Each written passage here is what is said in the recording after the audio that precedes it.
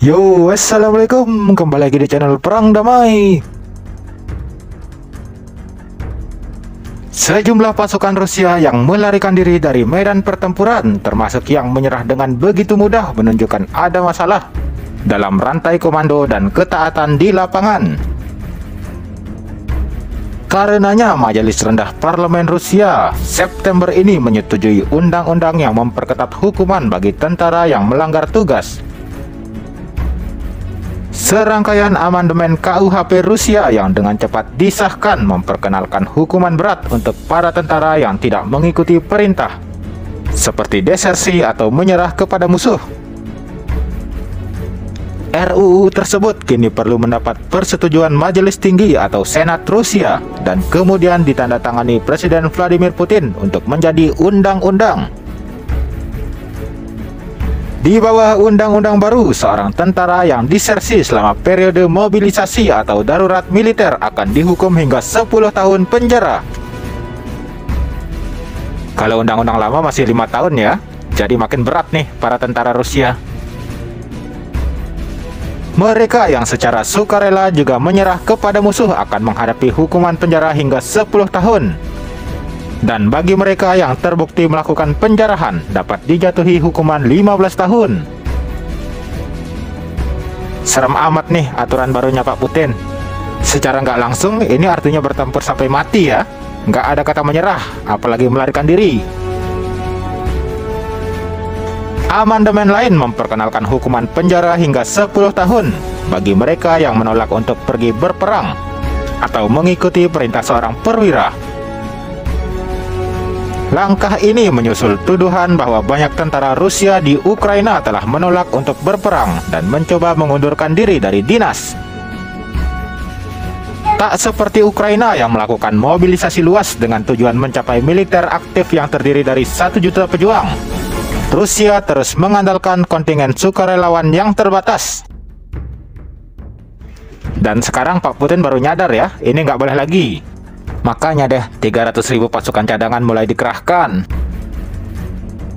Soal wajib militer ini, sejumlah warga Rusia melakukan taktik kotor agar tak jadi pergi bertempur. Terutama bagi mereka yang berasal dari kota-kota dengan pendidikan tinggi hingga memiliki ekonomi menengah ke atas. Sampai ada yang sengaja buat diri cedera ya, biar nggak jadi berangkat. Ada yang memilih untuk tak menjawab panggilan untuk berperang. Salah satunya pria 28 tahun bernama Dmitry yang merupakan pekerja kantoran di Saint Petersburg.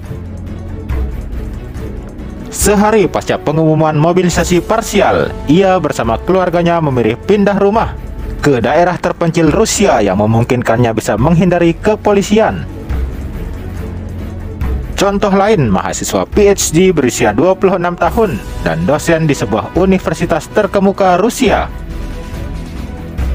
Dia sempat menerima kunjungan 2 perwira berpakaian sipil yang menyerahkan surat militer dan memintanya menandatangani berkas. Padahal dia nggak punya keterampilan militer. Di Moskow, Vitaly Seltsov mengatakan dia dan teman-temannya mulai mencari koneksi medis untuk membantu menghindari wajib militer. Kesehatan mental atau pengobatan kecanduan narkoba terlihat seperti pilihan yang baik, murah atau bahkan gratis, katanya, sebagaimana diberitakan bbc.co.uk.